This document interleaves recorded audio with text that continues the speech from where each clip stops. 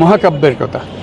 মহাকাব্যে কিছু দেবদেবী থাকে, তারা অভিশাপ দেয়, এবং যাদের উপর অভিশাপ দেয় তারা অভিশপ্ত জীবন যাপন করে। আমিও মনে হয় এরকম কোনো মহাকাব্যের অংশ হয়ে গেছি, কোনো দেবদেবী আমার উপর অসন্তুষ্ট হয়েছে, আমার উপর অভিশাপ করেছে। সেই অভিশাপের কারণে আমরা এখানে আজকে দুর্নীতি দমন কমিশনে হাজির হয়েছি। তো সেখানে আজকে এই অভিশপ্ত জীবনের ভেতরেও একটা শীর্ষবিন্দু আছে। আজকে এরকম একটা শীর্ষবিন্দুতে বসলাম আমরা। এই প্রথম লোহার খাঁচায় কাঠগড়াতে দাঁড়াতে হলো। এটা একটা দেখার মতো দৃশ্য। আমি কেউ আশা করছিলাম কেউ ছবি তুলবে, কিন্তু ভেতরে তো ছবি তোলার ব্যবস্থা নেই। এটা আমার জীবনের একটা স্মরণীয় ঘটনা যে লোহার খাঁচার ভেতরে দাঁড়িয়ে আছি আদালতের কাঠগড়ায়। এই অভিশপ্ত জীবনের একটা অংশ, সেটার কথা উল্লেখ করলাম। এবং এর একটা হলো যে আমরা নোবেল পুরস্কারের কথা সবাই জানি, সবাই বুঝি। দুটো নোবেল পুরস্কার দেওয়া হয়েছিল, একটা ছিল আমার নামে, একটা ছিল গ্রামীণ ব্যাংকের নামে। দুটারই সমান গুরুত্ব, সমান মর্যাদা, কারণ কোনোটা কম নয়। একটা যৌথভাবে দেওয়া হয়েছে তাও না, এটা ইন্ডিপেন্ডেন্ট, দুটোই ইন্ডিপেন্ডেন্ট।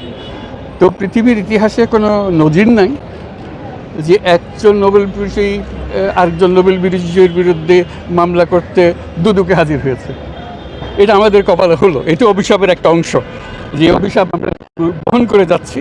সে অভিশাপে এমন জিনিস হয়েছে যে একটা নোবেল বিজয়ী, এবং নোবেল বিজয়ী হলো যে খুবই সম্পৃক্ত নোবেল বিজয়ী, যে অনেকটা পিতা পুত্রের সম্পর্কের মতো নোবেল বিজয়ী, যে আমার কারণে এটা সৃষ্টি হয়েছে এবং তারা নোবেল পুরস্কার পেয়েছে, সেটাও আমার সঙ্গে যুক্ত হয়ে পেয়েছে। এখন এটারই একটা অংশ যে নোবেল পুরস্কার পেয়েছে দুজনের মধ্যে একজন, তা আমার বিরুদ্ধে একটা এমনভাবে নিয়ে আসলো, খুব কঠিন ভাষায়, খুব রূঢ় ভাষায় আক্রমণ করে।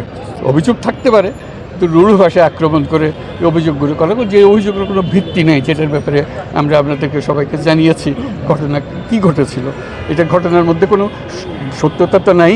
যে জিনিস দিয়েছিলাম সেটার জন্য আমাকে অভিযুক্ত করা হচ্ছে, অনেক টাকা মেরে দিয়েছি ইত্যাদি ইত্যাদি।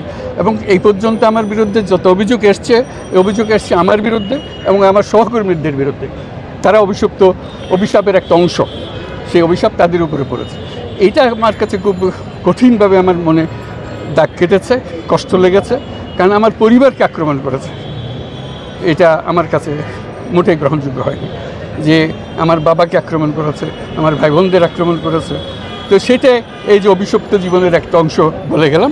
আর বাকি অংশ আজকের যেটা হলো সেটা আমাদের আইনজ্ঞ মহোদয় আছেন, তিনি ব্যাখ্যা করবেন এই বিষয়টা কী ছিল, কেন আমাদের এই অভিশাপ বহন করতে হচ্ছে, সেটা আপনারা জানুন এবং সে ব্যাপারে আপনারা লিখুন। আপনারা শুধু জানা না, বিষয়টা নিয়ে লিখুন। এটা সত্যতা কী, এটা গুরুত্ব কী, এটা ভূমিকাটা কী। এটা শুধু রিপোর্টিং বলতে শুধু শুনলাম লিখলাম তা না, এটা ব্যাখ্যা, গভীরে যাওয়া, এটা সম্বন্ধে সবাইকে জানান দেওয়া, সেটা একটা অংশ। আপনাদের সবার সহযোগিতা কামনা করি। আপনারা সবাই আমার জন্য দোয়া রাখবেন। ধন্যবাদ। স্যার, আমি একটু লাইভে ঢুকবো, আপনি যদি এখানে একটু বলতেন এই যে আজকে কি কি হলো আজ আপনার। এটা উনি বলবেন, আমি আজকে বিষয় বলতে পারি। আমরা একটা বিষয় জানতে চাচ্ছিলাম, আপনি একটু স্যার, অভিশপ্ত জীবন আর অভিশপ্ত জীবনের আজকে একটা প্রথম দিন, আপনি না প্রথম দিন না, এটা বহুদিন গেছে, এটা বহুদিন গেছে। আমাকে গ্রামীণ ব্যাংক থেকে বের করে দেওয়া হয়েছে, এটা অভিশপ্ত জীবনের একটা অংশ।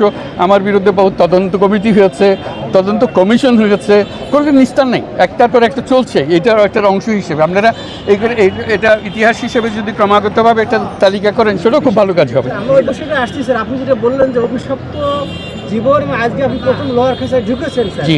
আপনি স্যার পৃথিবীর নানা দেশে গেছেন স্যার, আপনি যে লোহার খাঁচায় ঢুকলেন, যেটুকু সময় আপনি ছিলেন, একটুখানি আপনার মস্তিষ্কের আপনার যে কেউ যে বললাম অভিশাপের কথা মনে, অভিশপ্ত জীবনের একটা বড় পর্যায়ে পৌঁছে গেছি, সেটা বুঝলাম যে অভিশাপ অনেক উপরে নিয়ে গেছে এখন আমাকে এই অভিশাপের, যেখানে আমি লোহার খাঁচায় দাঁড়িয়ে।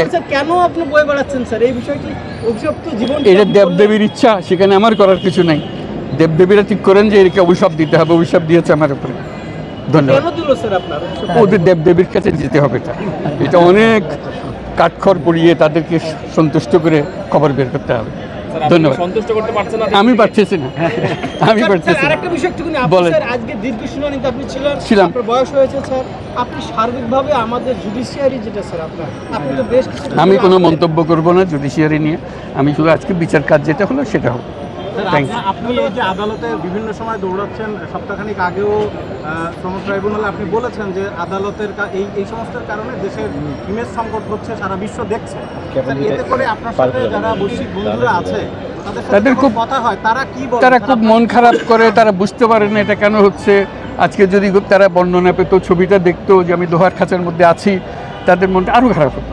স্যার লোহার খাঁচার স্যার বিষয়টি আরেকটি বিষয়, আপনি এই যে লোহার খাঁচা যেটা আর কি, এটাকে কি আপনার স্যার যে আপনার আমরা তো সিভিলাইজড আর কি আপনার স্যার, তো আপনি এই যে পুরো জিনিসটা আপনি লোহার খাঁচা বলছেন যেটা আর কি, এইটা আপনার স্যার এই লোহার খাঁচাটাকে আপনি কিভাবে দেখলেন স্যার? আমি এটা প্রতীকী হিসেবে দেখছি।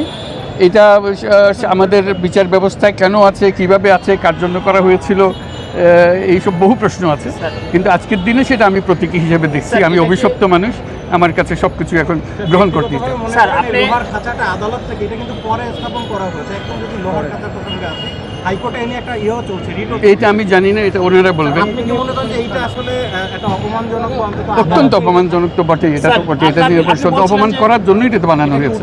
এটাকে সম্মান দেওয়ার জন্য তো বানানো হয়নি, অপমানের চূড়ান্ত পর্যায়ে নিয়ে যাওয়ার জন্য এটা বানানো হয়েছে। লোহার খাতা কি উঠিয়ে দেওয়া উচিত? অবশ্যই উঠিয়ে দেওয়া আছে। স্যার, আপনি বলছিলেন যে যেহেতু মামলাগুলোকে আপনার বিরুদ্ধে ভুয়া অভিযোগ আনা হয়েছে, তো এক্ষেত্রে একজন নোবেল বিজয়ী হিসেবে এরকম অভিযোগ তো আসতেই পারে, যদি দেশের সরকার থেকে আনা যেতে পারে। সেই ক্ষেত্রে আপনার বিরুদ্ধে কি অভিযোগটা আপনি কি মনে করেন? নোবেল বিজয়ী হিসেবে আপনাকে অভিযোগ আনা নোবেল যাবে না বিজয়ী এমন- হয়েছি না, একটা দেশের নাগরিক হিসাবে কেন আমার বিরুদ্ধে মিথ্যা মামলা হবে? কেন কারো বিরুদ্ধে মিথ্যা মামলা হবে? দুর্নীতির মামলা হবে? এই দুদকে দাঁড়িয়ে কেন আমাদেরকে কথা বলতে হবে? আমার একটু সহকর্মী সারা জীবন দিয়েছে তারা মানুষের উপকার করার জন্য, তাদেরকে হেনস্থা কেন করতে হবে? তাদেরকে লোহার খাঁচায় কেন ঢুকতে হবে?